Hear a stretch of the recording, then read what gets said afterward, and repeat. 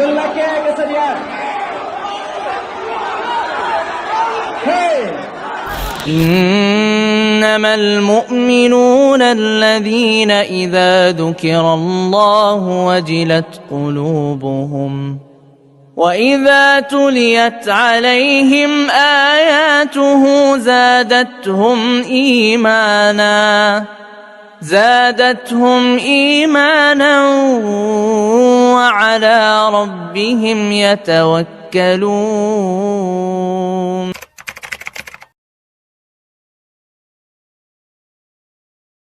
Saya ingatkan kepada para dai dan ustadz yang masih membenci dakwah yang mulia ini, yang memfitnah, menuduh dengan tuduhan yang kejam, membohongi umat dengan cerita-cerita dan kisah-kisah yang bohong dan dibuat-buat. Hendaklah kalian merasa takut kepada Allah. Ingatlah, kita semua akan dikembalikan kepada Allah Azza wa Jal. Ingatlah bahwa kita semua pasti akan ditanya tentang apa yang kita telah katakan dan kita ucapkan. Juga akan ditanya tentang apa yang kita perbuat dan yang kita tulis. Semua akan ditanya oleh Allah Rabbul Alamin. Esok hari kalian akan berdiri di depan Allah yang Maha Perkasa. Amal-amal kalian akan dihisab dan kalian akan memikul dosa-dosa orang yang kalian sesatkan. Di hari itu orang-orang yang zalim akan mengetahui kemana tempat mereka kembali. Allah Azza wa Jalla berfirman, liyahmilu awzarahum kamilatan yawmal qiyamah, liyahmilu awzarahum kamilatan yawmal qiyamah wa min awzaril ladzina yudillunahu bighairi ilmin ala sa'a ma yazirun. Ucapan mereka menyebabkan mereka pada hari kiamat memikul dosa-dosanya sendiri secara sempurna, dan sebagian dosa-dosa orang yang mereka sesatkan yang tidak diketahui sedikit pun bahwa mereka disesatkan. Ingatlah alangkah buruknya dosa yang mereka pikul. Surah An-Nahl ayat 25. Allah juga berfirman, walladzina yu'dzunal mu'minina wal mu'minat bighairi maktasabu faqad ihtamalu buhtanan wa itsman mubina. Dan orang-orang yang menyakiti orang-orang mukmin, laki-laki dan perempuan, tanpa ada kesalahan yang mereka perbuat, maka sungguh mereka telah memikul kebohongan dan dosa yang nyata. Dan kepada saudara-saudara kami yang alhamdulillah diberikan hidayah oleh Allah Ta'ala, yang mengikuti manhaj salaf yang benar, kami wasiatkan untuk terus berjihad menuntut ilmu syar'i. Belajar dengan sungguh-sungguh Al-Quran dan Sunnah menurut pemahaman salafus saleh. Berusaha keraslah untuk mengamalkannya dengan ikhlas dan ittiba', mengikuti contoh Rasulullah SAW, dan bersabarlah atas semua cobaan, ujian, fitnah, dan gangguan dan lainnya. Berdoalah kepada Allah Azza wa Jalla, semoga Allah memasukkan kita ke surganya, amin. Mudah-mudahan dengan kajian ini bermanfaat untuk saya dan untuk antum sekalian, dan untuk ikhwan dan akhwat dan semua yang mendengar dan melihat dakwah ini. Mudah-mudahan Allah memberikan hidayah kepada kita semuanya. Sungguh buruk apa yang Anda tudingkan kepada para pendakwah sunnah, bahwa mereka ingin memecah belah barisan umat Islam dengan menerangkan apa adanya yang mereka ketahui dari sunnah Nabi. Ini yang sunnah Nabi, ini yang dikerjakan Nabi. Jangan melakukan hal yang lain selain itu hanya karena ada yang tidak setuju. Lalu Anda katakan Anda memecah belah umat. Kita ingin yang tidak sesuai dengan Nabi, sunnah Nabi itu kembali kepada sunnah Nabi, agar mereka bisa mengambil air dari telaga Nabi Muhammad sallallahu alaihi wasallam. Kita tidak menjamin kita sampai ke telaga itu dan bisa meminumnya, namun kita berusaha, dan semoga Allah memberikan hidayah, semoga Allah memberikan taufiknya. Dan setelah kita berusaha untuk diri kita, ingin mengajak saudara kita, saudari kita sebanyak-banyaknya untuk bisa kembali kepada sunnah itu, karena ini perintah Nabi dalam hadis yang telah dibacakan oleh Ustadz kita tadi. Fa'alaikum bisunnati, pegang teguh sunnahku. Ketika kalian berpecah belah, ketika banyak pendapat, ketika banyak pandangan, sudut pandang, cari yang mana yang sunnah, pegang teguh dengan sunnah itu.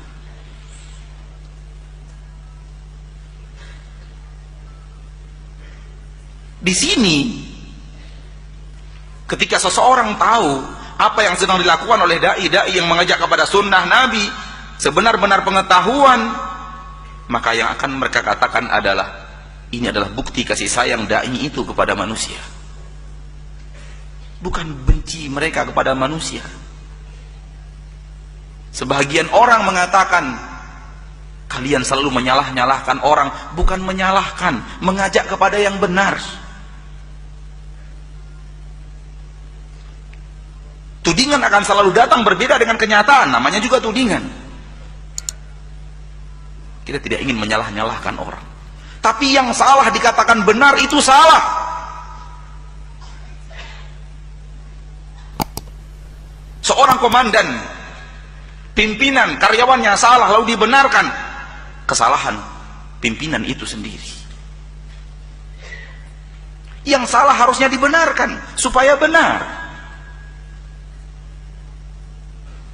Maka mengajak kepada sunnah, mengajak kepada kebenaran, karena sunnah itu dari Nabi Muhammad sallallahu alaihi wasallam. Yang tidak dari Nabi Muhammad tidak sunnah. Kemudian orang itu masuk setelah azan subuh, sholat 2 rakaat, tambah 2 rakaat, tambah 2 rakaat, tambah 2 rakaat. Semangat, tapi tidak sesuai dengan sunnah. Dihampiri oleh Sa'id ibn Musayyib, seorang ulama, dan berkata, saudaraku, Rasul hanya memerintahkan kita untuk sholat 2 rakaat sebelum subuh. Orang ini mengatakan, ayu'adzibuni Allahu bisalah? Aku kan hanya sholat, apakah Allah akan tega mengadabku karena aku sholat? Masa sih aku akan diadab oleh Allah? Aku kan sholat. Ini bahasa kita sekarang kalau diterjemahkan secara bebas. Apa sih yang mereka lakukan? Cuma baca Quran kok disalah-salahkan? Mereka kan sholat kok disalah-salahkan? Yang salah itu peminum khamar, yang salah itu orang yang tidak sholat, yang salah itu para pezina, orang yang sholat nggak pernah salah. Seperti itulah kira-kira yang dikatakan orang ini, ayu'adzibuni Allahu bisalah. Apakah Allah akan mengadab saya karena saya sholat? Namun dia lupa, dia bicara dengan seorang ahli ilmu, dia bicara dengan seorang ulama, dia berbicara kepada seorang yang mengerti urgensi berpegang teguh dengan sunnah.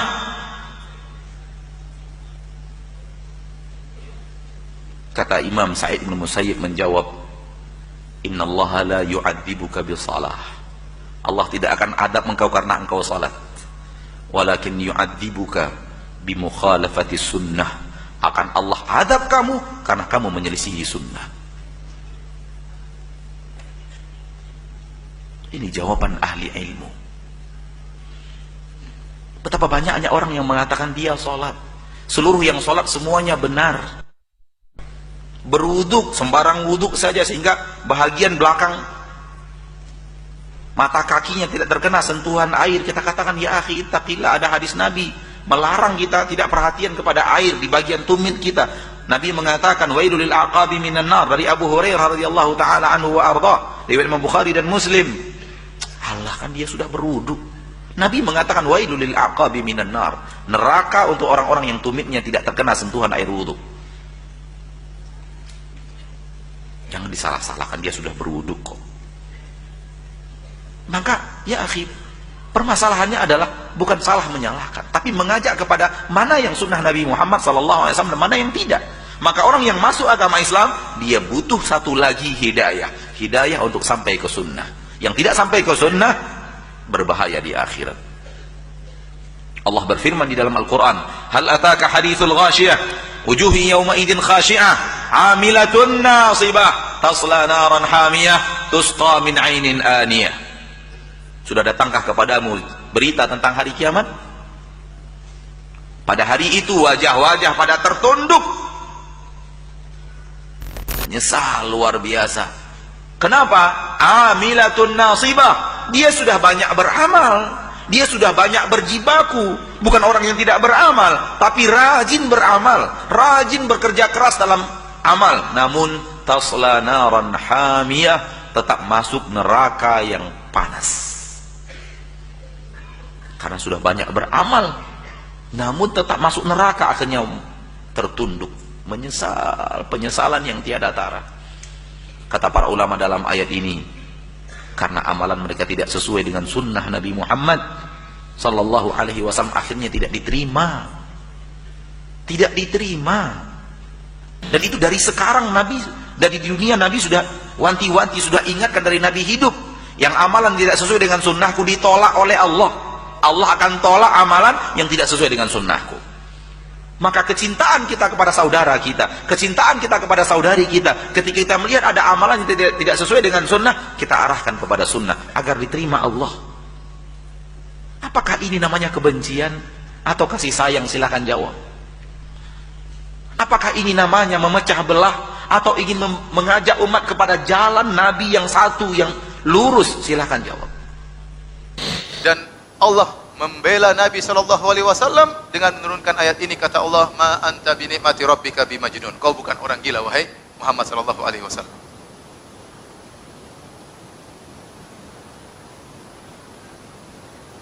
Kemudian Allah Subhanahu wa taala menyebutkan pernyataan kedua. Kata Allah Subhanahu wa taala, wa inna laka la ajran ghairu mamnun. Tenang. Duduk aja.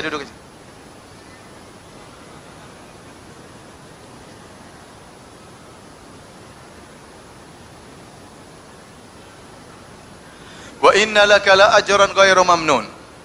Pernyataan yang kedua, Nabi SAW sebutkan, sungguhnya engkau mendapatkan ganjaran yang tiada putus-putusnya wahai Muhammad SAW. Ini juga adalah tasliyah bagi Rasulullah SAW, hiburan bagi Nabi. Nabi dituduh sebagai orang gila, Nabi disuruh bersabar, dan Allah kabarkan engkau bukan orang gila, dan Allah kabarkan bahwasanya pahalamu tidak terputus-putus. Beda dengan kita kalau ingin pahala kita tidak terputus, kita harus melakukan amal jariah. Kalau Nabi semua yang dia kerjakan tidak pernah terputus, amalannya berlanjut terus. Itu bedanya Rasulullah SAW. Kita kalau mau amalan tidak putus-putus harus amal apa? Jariah. Adapun kita sholat putus. Selesai sholat, pahala buat sholat. Nabi sekali sholat pahalanya tidak pernah terputus. Yang kedua, Nabi SAW bersabda dalam hadisnya, kata Rasulullah SAW, ya, man dalla ala khairin falahu mithlu ajri fa'ilihi. Barang siapa yang menunjukkan pada kebaikan, bagi dia pahala orang yang mengamalkannya. Dan kita sadar bahwasanya seluruh umat Islam itu mendapat pengajaran pertama dari siapa? Dari Rasulullah SAW. Jadi semua yang kita kerjakan, seluruh amal soleh yang kita kerjakan, semuanya mengalir kepada Nabi SAW. Dan umat Islam tidak pernah putus sampai hari kiamat. Makanya pahala Nabi tidak pernah terputus.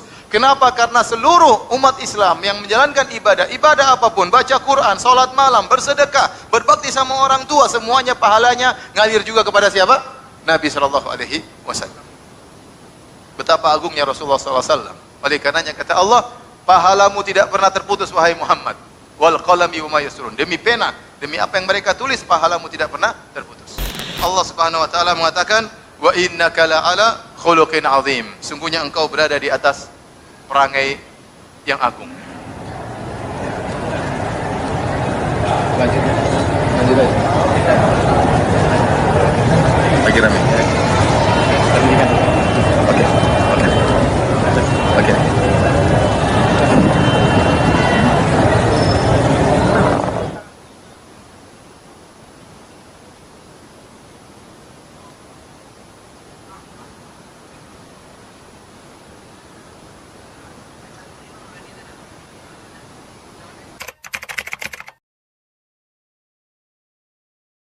Selesai pernikahan,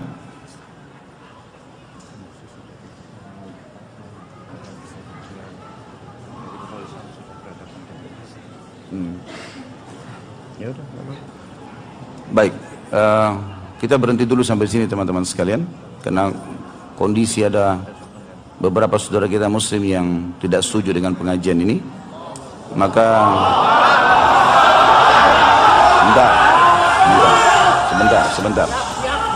sebentar. Ini bukan harus ribut-ributan ya. Saya tidak meminta itu. Sebentar.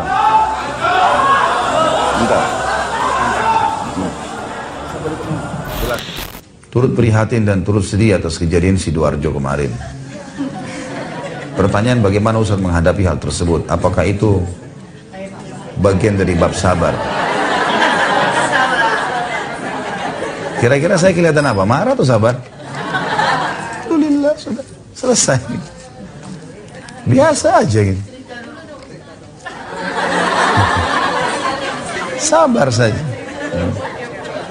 Sabar dalam arti kata kita terima itu sebagai cobaan dari Allah. Panitia pengajian mengundang saya, meminta materi tentang manajemen rumah tangga. Saya datang. Kuasa Allah sudah menakdirkan semua itu.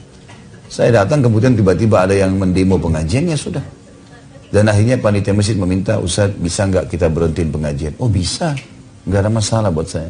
Karena yang demo di depan orang-orang muslim. Kalau bagi saya mungkin karena belum sampai kepada mereka penyampaian-penyampaian agama itu. Hanya terbawa emosional sesaat saja. Dan cukuplah mereka adalah saudara-saudara kita muslim. Mereka syahadat juga. Itu punya nilai plus dalam kehidupan kita. Dan saya sudah bilang dari tadi, subhanallah, saya bahas. Jangan balas kesalahan dengan kesalahan. Di situ kebijaksanaan kita sebenarnya. Kedewasaan di situ. Sekarang kalau ada orang ajak bertengkar, lalu kita lawan dengan pertengkaran. Dua-duanya jelek itu. Di mana kita bisa bedain antara dua orang yang bertengkar? Kalau yang satu caci maki, yang satu diam. Baru kita, dari jauh kalau kita lihat, oh ternyata orang ini yang baik. So otomatis itu spontanitas. Dan disitulah saatnya kita mengontrol emosi. Di masjid yang hadir ribuan orang, yang demo 50 orang, kalau saya mau gerakin, selesai urusannya. Itu sudah pada takbir di masjid itu. Allah Akbar, Allah Akbar. Ya, ini mau jihad lawan muslim, nggak mungkin ini. Kalau yang demo depan situ Yahudi, sudah selesai urusannya. Atau orang-orang non-muslim gitu ya. Jadi Allah alam, saya pribadi melihat adalah cobaan dari Allah. Dan tidak mungkin orang bertambah derajatnya kalau tanpa ujian. Nikmati saja. Tiba-tiba kita mau keluar rumah, di depan pintu kita ada tetangga parkir mobil. Gak usah ngamuk-ngamuk. Cobaan sedang datang. Ikhtiar saja. Ingatkan, suruh pindahin, selesai. Ya, gak usah bilang matamu taruh di mana, ini kan depan pagar saya. Apa segala macam. Karena orang kalau nggak sabar ini nanti lisannya jadi tajam, matanya jadi melotot, kata-kata, nggak enak semuanya. Alhamdulillah saya pulang, saya kemarin berhenti dari pengajian, saya kembali ke penginapan, saya jalan, ketemu silaturahim keluarga, biasa pulang ke Jakarta. Ada yang tanya saya, Ustaz biasa pengajian lagi? Pengajian. Nggak ada hubungannya gitu. Nggak ada hubungannya. Dan malah kita lihat respon-respon yang luar biasa dari umat Islam ya. Dari sana sini saya nggak tanggapi apa-apa, tapi mereka sendiri yang ribut untuk membela, untuk begitu segala macam.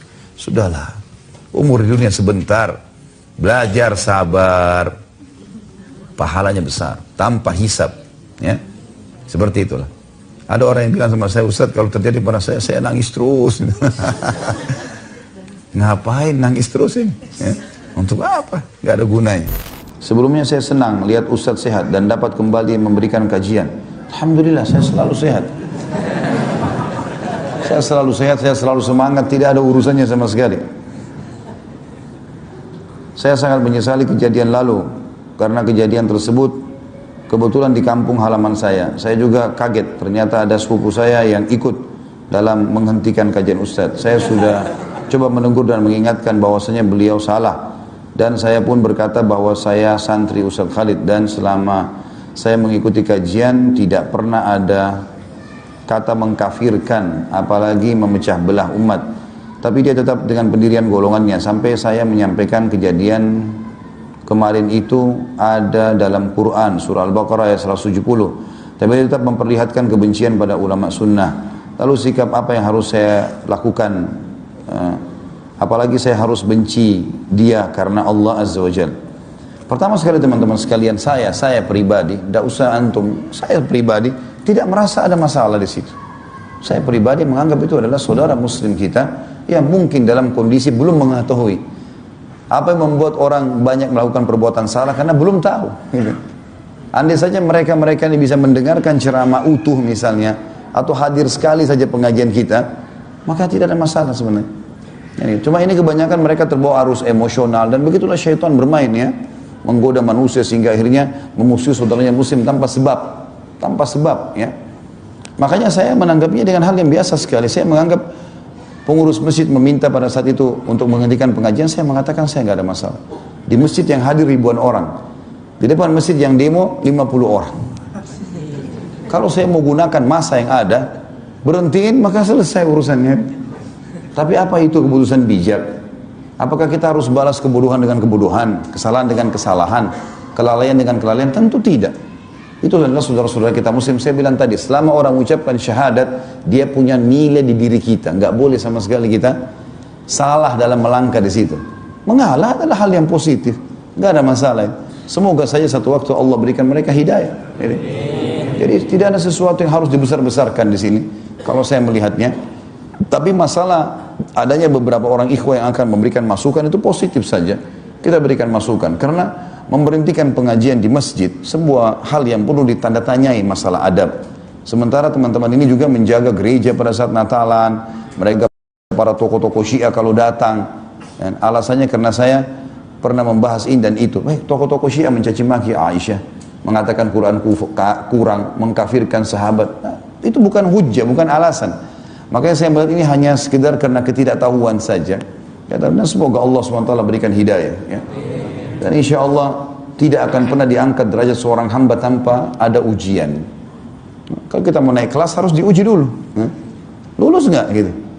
Kalau orang dengan emosional, dengan amarah, maka tidak lulus itu. Gitu kan? Masih syukur cuma begitu saja. Di zaman Nabi SAW, orang kafir yang melempari Nabi SAW dengan kotoran, beliau sabar. Saudara kita muslim, hanya karena tidak faham, menyebutkan yel-yel, mengatakan saya ingin merusak stabilitas NKRI, ini luar biasa nih. Padahal selama ini kita yang selalu menenangkan masyarakat untuk tidak melakukan hal-hal yang merusak itu semua, gitu kan?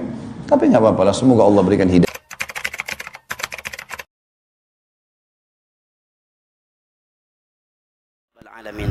Salawat beserta salam senantiasa kita sanjung sajikan kepada Nabi besar kita, keluarga dan segenap sahabat-sahabat beliau yang telah bersabda, "Wa man salaka tariqan yaltamisu fihi ilma, sahalallahu lahu bihi tariqan ila al-jannah, wa ma jatama'a qaumun fi baitin min buyutillah." yatluna kitab Allah wa yatadarasunahu fima bainahum illa nazalat alaihim sakinah wa ghashyatumur rahmah wa haffathumul malaikah wa dzakara. Bagaimana?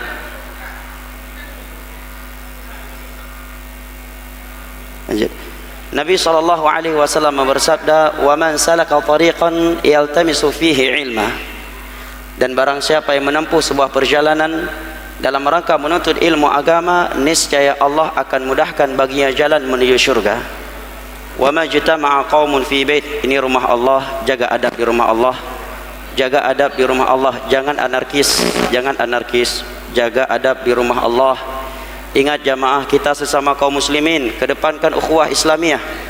Kita sesama kaum muslimin, tolong kedepankan istighfar, istighfar, istighfar. Istighfar, istighfar jamaah. Istighfar, istighfar. Tunggu. Tolong duduk semuanya, duduk semuanya. Tolong duduk. Istighfar, istighfar ya jemaah. Astaghfirullah, astaghfirullah, astaghfirullah. Ingat, kita negara berhukum. Di sini ada aparat. Silakan. Semuanya berapat di mimbar, kita menjaga ustaz. Jaga ustaz semua. Jaga ustaz semua. Di sini kita bukan sedang membahas fikih haji. Abdullah bin Abbas marah kepada murid-muridnya yang mengkalter hadis Nabi yang beliau sampaikan. Kenapa? Dengan alasan bahwa Abu Bakar tidak demikian.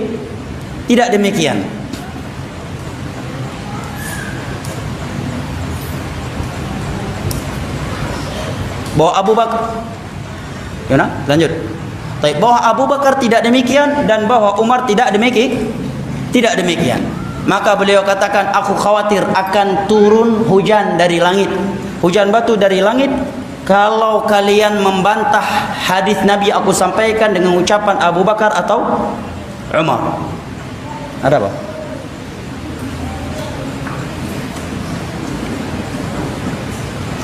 Baik. Lanjut. Nah, kalau lanjut nanti melihat ke kanan. Baik. Ini yang pertama kata Syekh. Yang kedua, kita yakin seyakin-yakinnya bahwa Umar bin Khattab radhiyallahu anhu adalah manusia yang paling mengagungkan Allah, mengagungkan Rasulullah sallallahu alaihi wasallam. Beliau dikenal orang yang selalu berhenti di depan ayat dan hadis Nabi sallallahu alaihi wasallam. Tidak mungkin beliau menyelisih sabda Nabi. Sebagai contoh kata Syekh, Antum lihat ke ana, tenang.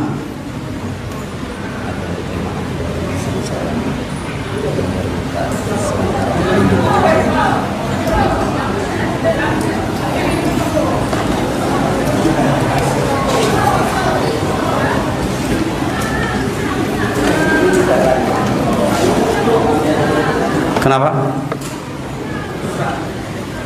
Cukup. Baik, dengan ini kajian kita cukupkan sampai di sini. Pulang ke rumah masing-masing. Jangan terbawa emosi. Ya. Tenang, ya. Yang mau pulang silahkan, yang tunggu di masjid juga silahkan.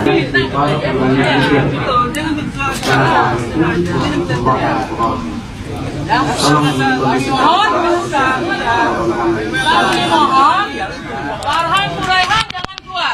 Di sini kami ingin berbicara dengan beliau. Ya. Yang kami perlu dengan Farhan Muraihan. Ada anak perempuan.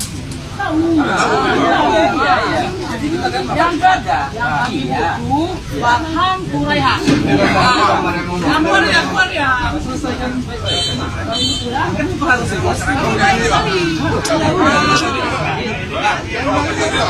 ya, tolong abang kondisi.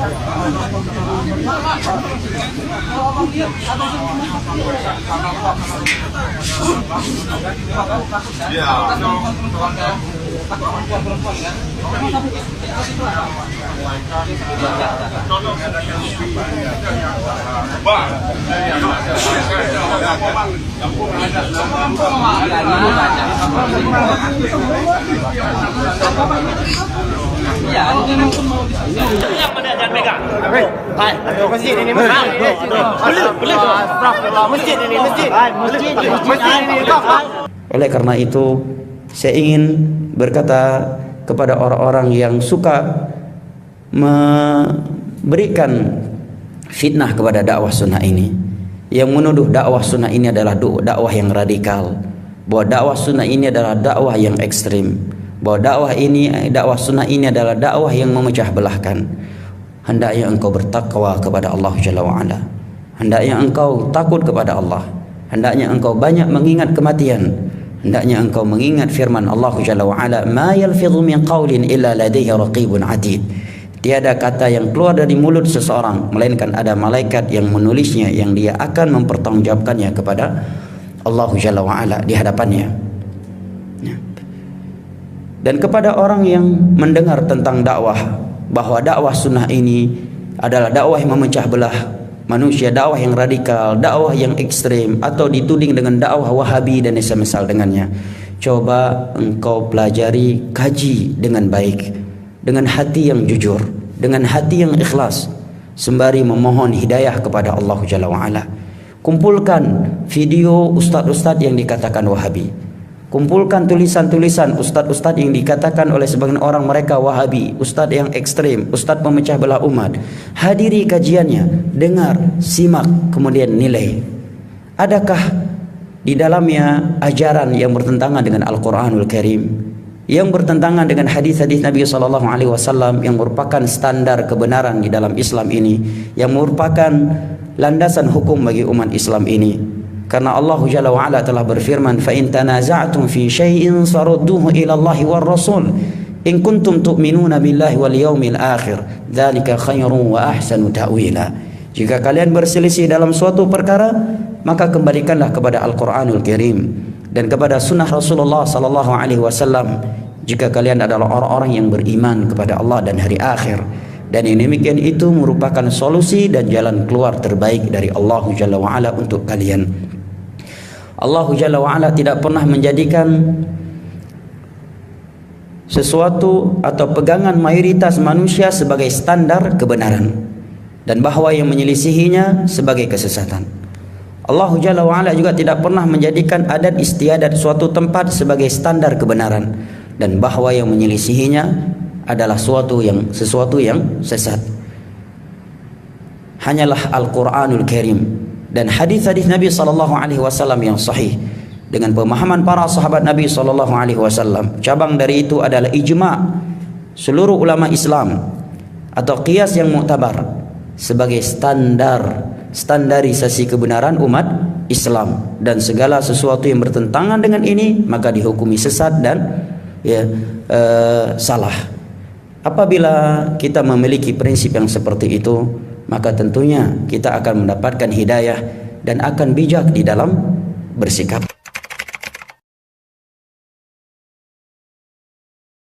Ikhwani, para relawan yang telah memberikan waktu, tenaga, dan pikirannya untuk kelancaran semua kegiatan yang dilakukan di rumah Allah ini.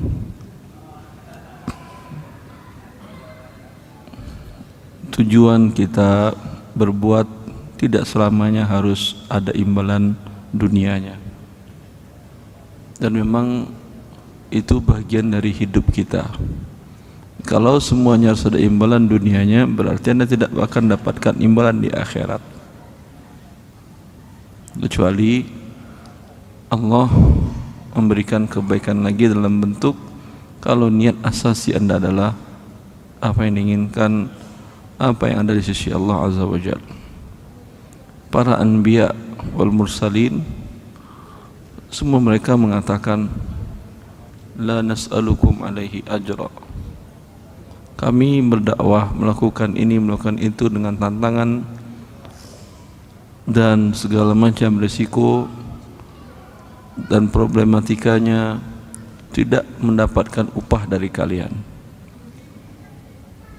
Berbicara masalah adillah dan nusus, saya kira semua kita pernah mendengar dari para asatis yang lain. Tapi ada satu kisah real, nyata.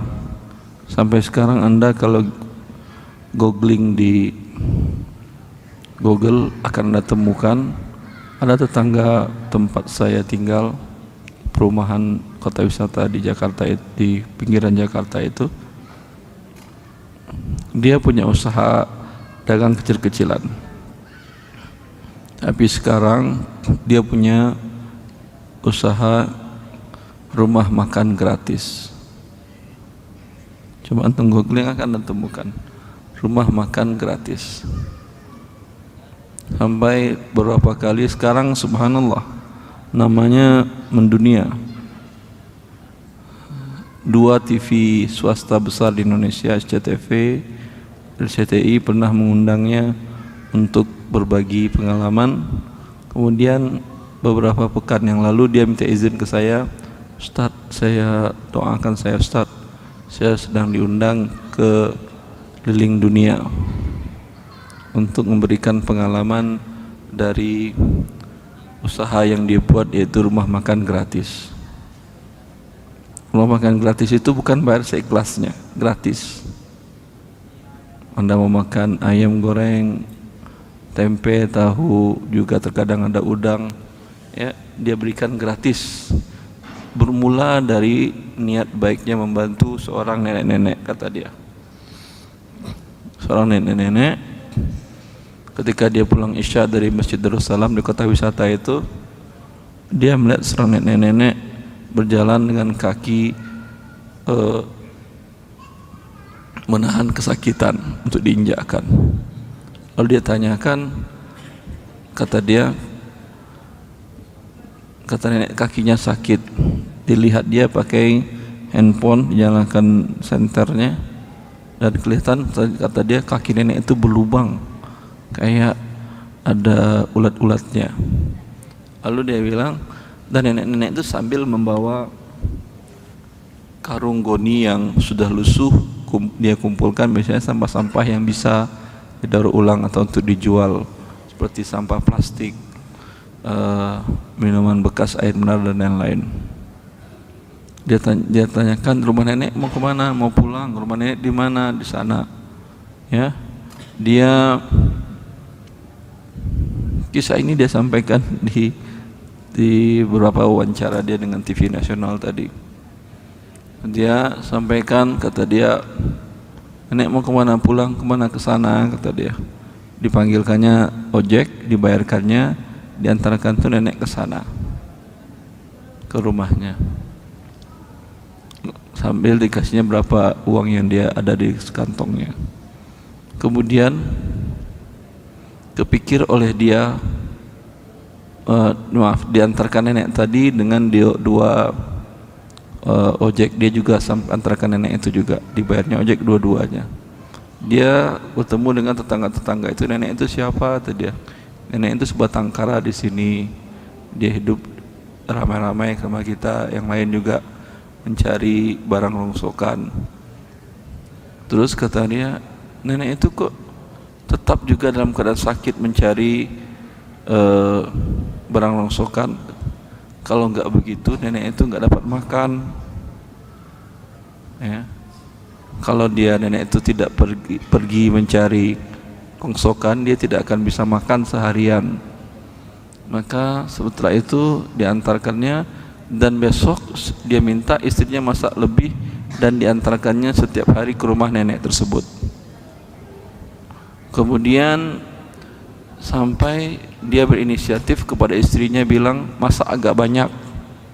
Dan bila dia melihat teman-teman nenek itu yang para pemulung-pemulung juga diberikannya makan gratis oleh dia. Sampai suatu ketika dia beride untuk membuat rumah makan gratis. Dia jual motornya, dia bikin rumah makan gratis sama sekali untuk kelas manapun, mau kelas menengah, dia memang sasarannya kelas bawah. Menengah boleh, kata dia ketika diwawancara SBY pun, Pak SBY Presiden Indonesia kelima pernah makan di sini. SBY kan nggak terlalu jauh rumahnya dari situ, dari kota wisata itu di Puri Cikeas. Kata dia, lalu dari mana Anda dapatkan uangnya? Apakah bayar seikhlasnya? Enggak, gratis. Dari uang saya sendiri, saya jual motor begitu. Lalu ketika diwawancara televisi, kenapa Anda lakukan ini? Dia jawab, saya memang kalau orang berpikiran saya rugi dari sisi materi, tapi saya, kata dia, semenjak saya buka rumah makan gratis itu, anak-anak saya dulu sering sakit, sekarang tidak ada lagi yang sakit. Dagangan saya alhamdulillah dulu dapat pas-pasan, sekarang penghasilannya bertambah. Bahkan kata dia kan beli, dia jual MP3 Quran dan ceramah-ceramah saya, termasuk dia pernah minta izin ke saya dan saya izinkan ceramah-ceramah saya di Rojak dan di YouTube. Kemudian saya pernah datang ke Glodok, pusat elektronik di sana. Dia belanja MP3 atau flash disk untuk dia isi dan dia jualkan. Pernah, kata dia, ada non muslim Chinese perempuan cincik, kata dia, ketika saya beli itu, itu kamu yang di itu ya, yang di televisi itu ya, kata dia, yang punya rumah makan gratis ya, iya, kata dia. Saya nyumbang dong buat kamu juga, kata dia. Ada nyumbang 10 juta, sekarang kata dia terkumpul uang ratusan juta dari banyak kaum muslimin yang menyalurkan rumah makan gratis tersebut. Dan dia, kata dia, sekarang dia sudah buka di 5 kota besar di Indonesia untuk kota yang lain, ya. Dan sekarang ide ini mau diduniakan oleh dia, oleh beberapa lembaga, ya. Ketika dia ditanya, kenapa engkau berbuat begini, urusan apa yang Anda inginkan? Kata dia, agama kami Islam begini memang. Itu subhanallah, anak muda dengan kemampuan biasa. Dia tidak bukan anak cerdas, cuman dia mau berbuat sesuai syariat Allah Azza wa Jalla. Bukankah di dalam syariat kita, wa yut'imuna at-ta'ama ala hubbihi miskinan wa yatiman wa asira. Allah memuji tentang orang yang memberikan makan kepada siapa? Anak yatim, miskin, ya. Ini biasa. Asir itu siapa? Muslim atau kafir? Tawanan itu muslim atau kafir? Pasti kafir, tawanan perang. Allah puji, artinya orang memberi makanan, ya, kepada siapapun Allah puji mereka, ya. Maka Anda, yang ingin saya sampaikan kepada Anda, dia mengatakan sebetulnya dalam agama kami, Ya, ini Islam yang menyuruh. Saya nggak ada apa-apa, sebenarnya hanya saya mempraktekkan apa yang ada dalam perintah agama Islam. Dengan ini saya merasakan kebahagiaan yang luar biasa, rezeki saya berkah, kemudian sampai anak-anak saya pun dalam keadaan sehat walafiat. Jadi sebagai seorang manusia, tidak selamanya, tidak selalu, dan tidak sedikit-dikit kalau tidak ada imbalan dunia kita tidak mau. Memang hak Anda iya. Ya, tapi ada masanya seorang muslim berbuat untuk mencari kebahagiaannya. Terkadang dunia tidak dia terima, tetapi kebahagiaan yang dia dapatkan lebih dari hal tersebut. Semoga ini menjadi motivasi kita untuk melakukan semua sesuatu yang tidak bisa mampu dilakukan orang lain. Orang kaya banyak. Seperti yang saya katakan tadi, dia adalah anak muda yang saya tahu jualannya dia di Masjid Darussalam. Kalau besar Jumat ada di daerah parkiran yang terpisah dari masjid, ya, memang diizinkan di situ orang-orang jualan. Dia jualan flash disk harga 75.000. Saya waktu itu mau beli, saya dihadiahin, maaf Ustaz karena ada ceramah Ustaz, saya hadiah satu buat Ustaz, kata dia. Masih ada flash disknya sama saya. Tapi Allah membukakan jalan dengan seperti itu. Sekarang dia namanya masyhur, bahkan diundang ke beberapa negara untuk memberikan motivasi-motivasi untuk orang berbuat baik. Dia bukan orang kaya yang terkenal yang berbuat baik. Padahal dalam Islam ini sudah ada. Dan saya juga kenal dulu, kalau ini mungkin memang seharusnya dia berbuat demikian, orang kaya. Syekh Sulaiman Rojihi, dia adalah direktur Bank Rojihi, bank terbesar Islam sedunia. Asetnya di tahun 2009 saya tahu itu 200 miliar dolar US. Dan setiap dia makan siang, siapapun yang datang silakan masuk di ruang tamu makannya dia di lantai bawah di basement. Setiap makan siang, jarang dia makan siang sendiri. Ada orang kaya, orang miskin, silakan ikut bergabung makan siang. Sampai yang makan siang di rumah dia itu sampai 100 orang, 200 orang. Ya. Tapi ini kalau antum berpikir ini memang dia kaya, dia punya uang begitu banyak, 200 miliar dolar US, gak akan bakal berkurang dari uangnya. Tapi yang ini yang luar biasa, yang memiliki motivasi hanya sekedar ingin bagaimana menerapkan syariat ajaran agama Allah ini dalam mencari kebahagiaan di dunia. Tidak selamanya harus berimbalan materi. Mungkin sama satu juga syekh, ada salah seorang, dia pemain bola, kemudian dia ikut menjadi tukang mandiin jenazah di Masjid Ar-Rajihi di Kota Riyadh.